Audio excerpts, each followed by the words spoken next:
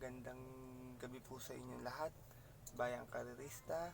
Ito po ang inyong lingkod, si Master Lekim. At bumabati ng magandang gabi. Sana po nagsitama tayo kanina.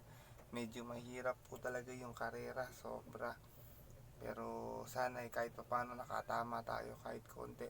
Binabati ko nga pala ng congratulations po yung connections ni Pangalusian Island, yung winner po ng ating Presidential Gold Cup kanina, at sa inete po nun kay Mark Alvarez.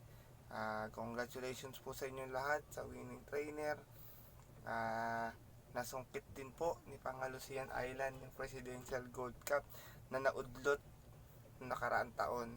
Napanood ko po yung nakaraang taon na takbo niya, halos ilong lang sila nagkatalon ni Super Sonic.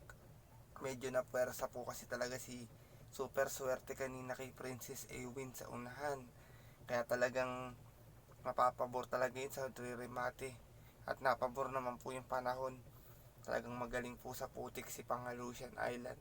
Kahit po yung number 5 na Tomarcera, si Wonderland, magaling po talaga sa putik yun.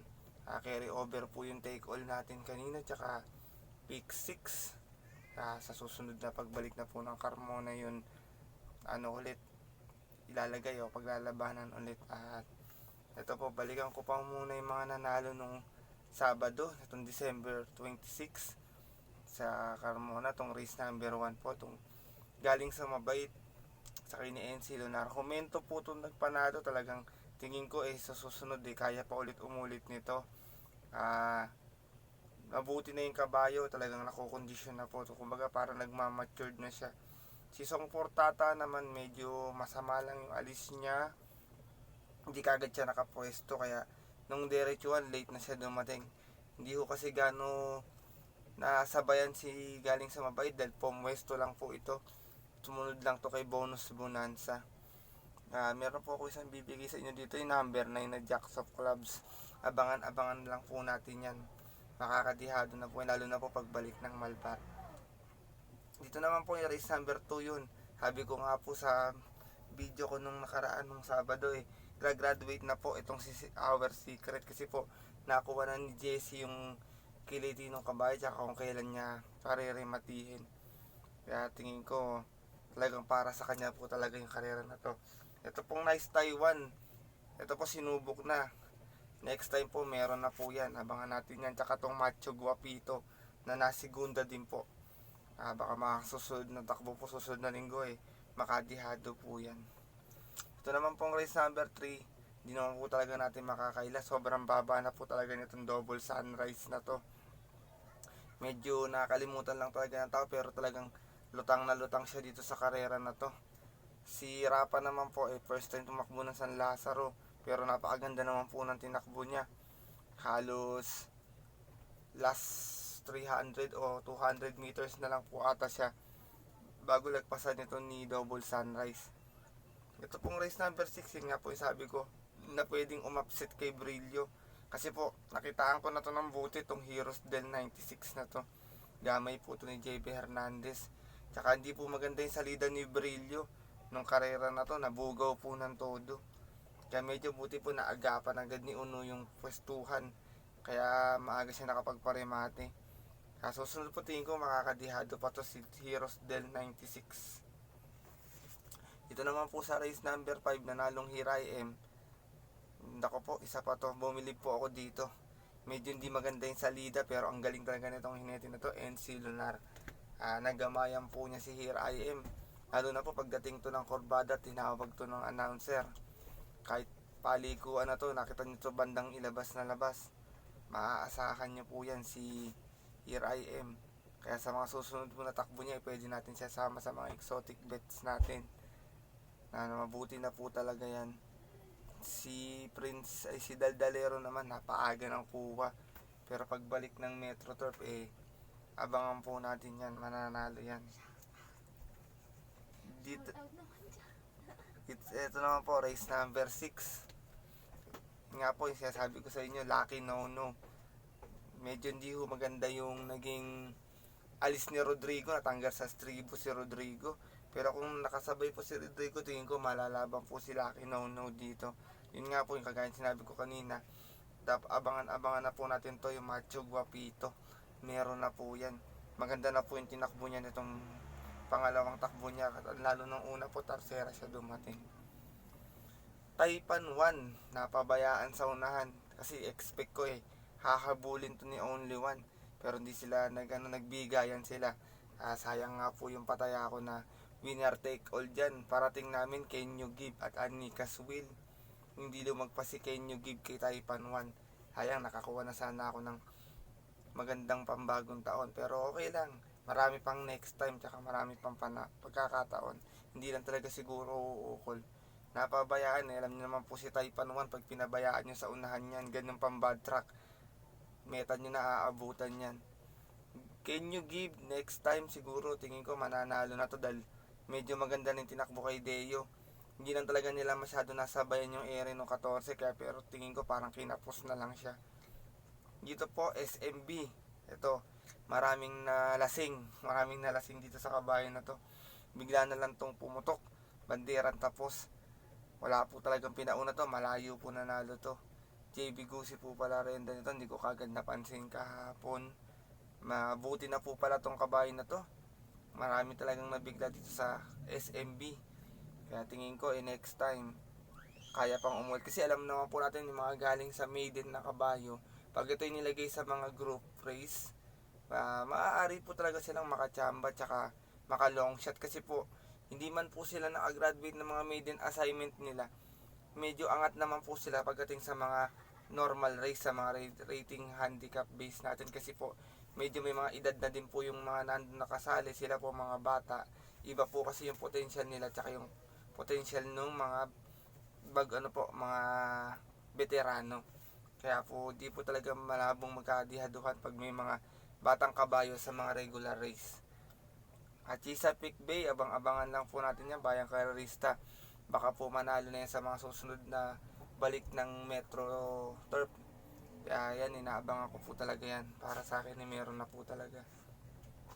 Dito po Beyond the Sea, alam naman natin si Beyond the Sea, talagang mababa na po sa laban to. Nag-aabang lang po ng tamang tiyempo to. At ito na nga, nakakuha na niya yung tiyempo na inaabangan niya. Magaling po magdala tong bata na to, RC Suso, tsaka advantage po kasi talaga magmagaan ang peso mo. Kahit mabugo ka ng todo, kung meron yung kabayo mo, darating at darating ka sa meta sigurado. Ayan po yung mga nangyari nitong Sabado. Balikan naman po natin yung mga nangyari kanina. Ito po yung talagang mga puro dihado nanalo kanina. Kagaya nitong race number 1 natin, itong Golden Sunrise, kala nyo po siyang outstanding favorite nitong karera. Dumaan lang sa harapan nilang lahat. Talagang sobra nanalo. Meron po kasi talagang kabayo na magaling sa bad track. Meron naman pong ayaw manakbo ng bad track. May mga sarili-sarili din po talaga silang kondisyon. Kaya talagang minsan, tatiming lang po talaga tayo. Pag meron talagang magaling sa putik, lalo na pag yung medyo maulan, lalo na pag meron naman po yung magaling na matigas yung pista, yung normal track lang. Pero karamihan po talaga sa iba naman ayaw po manakbo sa putik, lalo na po yung mga derimating kabayo. Kasi po, bago sila makarimate, nakatabunan na sila ng putik, hindi na makita yung mga dadaanan. Kaya talagang nabigla din talaga karamihan dito sa race number 1, tong Golden Sunrise nito. At tong race number 2, Yaba Dabado, nanalo na po talaga siya. Medyo hindi pa po maganda yung salida niya, pero sa wakas, nasungkit niya, na-upset niya pa po yung outstanding na si Mexico. Si Mexico po parang hindi lang niya napansin na may darating sa tabing balya niya. Pero next time na maglaban po ulit sila, tingin ko kay Mexico pa rin ako lalagay. Talagang umento na lang po talaga tong si Yaba Dabado. Kaya talagang may karapatan na din po siyang manalo. Race number 3, palibasa lalaki. Magaling to sa putik, lalo na pag binigyan nyo ng unahan. Kanina po kasi nakauna siya, hindi nauna sa kanya si Magnificent Lady. Kaya talagang pag ito nakaporma sa unahan, alam naman natin itong kabayo na to, talagang magaling to pag nauna, palibasa lalaki. Kaya talagang may kalalagyan talaga itong si Magnificent Lady. Huckleberry po, medyo natabunan sa Alisa kasi marami talagang mabilis. Royal Signal, Money Gain, Speeding Hero, Don Albertini, kaya talagang hindi po kagad siya makakapwesto, lalo na po hindi nila nadikitan yung nasa unahan. Kaya tingin ko po susunod na tatakbo to si Palibasa lalaki, malalaban na sila Tony Slab dito, tsaka sila American Factor. Alonso Hall, long shot na nanalo kanina. Medyo maganda yung ginawa ni Deo dito, inabangan lang niya ng inabangan yung tabing balya. Napanood ko po ito dun sa cellphone ako nanonood kanina. Kala ko po yung Batang Dragon mananalo kasi expect ko Batang Dragon ho, di bandera. Pero kanina po naging diremate si Batang Dragon. Alonso Hall po maaga kasi pumuesto, sumunod lang to sa mga nasa una, kagaya ni Van Kisher. Sinundan lang niya si Van Kisher Tsaka sila San Rafael, Tercera pwesto siya. Inabangan lang talaga niya kasi si Van Kisher minsan talaga pagdating ng derecho, minsan tumutukod. Kaya talagang inabangan lang to ni Deo. Yun sa may tabing balya, nagkatalo sila ni Batang Dragon. Kalahating ilong or ulo ata. Pero mabuti na rin, tingin ko, mabuti na si Alonso Hall. Mahirap na rin iwanan sa mga paratingan at exotic to. Bulletproof, hindi ko po alam kung may problema na yung kabayo o nagpapadihado lang ng husto. Kasi talagang hindi ko rin siya nakita na tawag din kanina. O di lang siguro po baka maulan. Kaya talagang ayaw tumakbo ni Bulletproof. Dito po after party yan, sabi ko nga po angat sa laban kasi po talagang malalakas nilalabanan sila Stardust, nila Ambet ko to, lalo na po San Lazaro Carrera. Magaling po talaga dito si after party. Wala pa pong gano'n nakasabay sa kanya. Hindi naman po siya kayang sabayan ni Easy Landing. Si Easy Landing po dumiskarte na lang sana ng forecast kasi dapat forecast na lang diniskarte po niya kaso po talagang kinapos na din siya.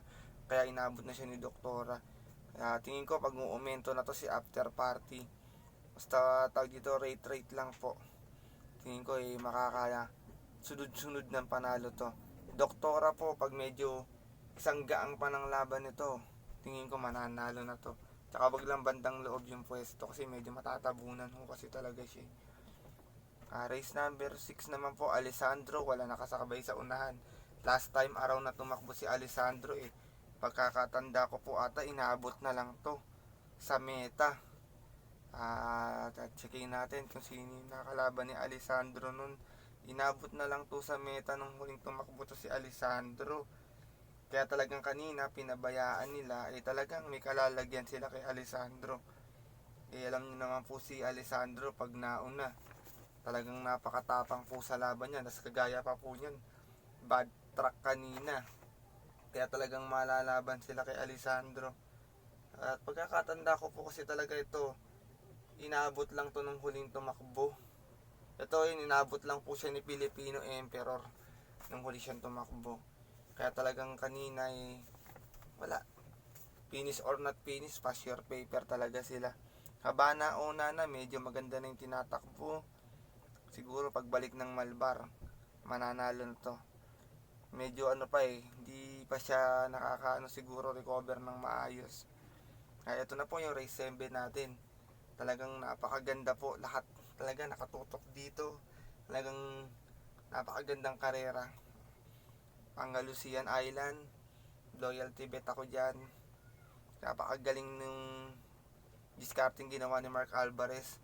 Pero tingin ko naman po siguro kung hindi gano'n na pressure ni Princess Awin si Super Swerte baka nagkabaliktad naman po, hindi siya umabot kay Super Swerte. Kasi talagang diniskarte na po talaga ni JB Gusi talaga si Super Swerte na wag isabay yung totoong ere kay Princess Awin. Kasi talagang yung si Princess Awin, kung pababayaan naman po talaga nila sa unahan tingin ko baka makatapos to kahit 2,000 yung karera. Kaya congratulations po ulit sa inyo, Sir Wilbert Tan, kay Sir Arthur Sagun, tsaka kay Mark Angelo Alvarez, Black Superman. Congratulations sa iyo. God bless po sa inyong lahat. Race number 8, meron po tayong insidenteng nangyari dito kasi po yung pagkakabangga nila ni Dealmaker. Doon kaya po nalaglag si Concepcion, kaya po ang nanalo rito yung dong shot na si Breaking News na disgrasyang nanalo na sakay ni AM Bopete. Nabigla din po ang lahat kasi isip nila nanalo na si Dealmaker. Kaya po pala malayo nanalo si Dealmaker kasi po talaga nagkaroon na ng problema. Kaya siguro yung ibang naalangan na rin kasi sa pagkakahulog po ng 4. Pero hindi naman po sinasadya yun. Natural lang po talaga sa karera yung disgrasya. Sabi nga po ng mga inete, isang paa daw nga po nila nakalagay na sa hukay pag sumasakay sila. Kaya sa mga inete po natin, ingat po kayo lagi sa pananakay. At hindi naman po talaga minsan maiiwasan yung disgrasya. Come from behind, magaling na kabayo. Medyo matagal lang mag-init pero promise na galingan ako dito. Kasi Donoy Raquel Bitcoin, sinabayan na niya si Bitcoin. Nakala ko di siya lalagpas kay Bitcoin, nagkapalit pa sila ng pwesto ni Bitcoin. Pero nung binigyan ni Jeric Pastoral yung kabayo, umusad pa rin. Talagang magaling tong come from behind na to. Kaya tingin ko sa susunod na malalaban to kina Runway, makipalag na sa kanila.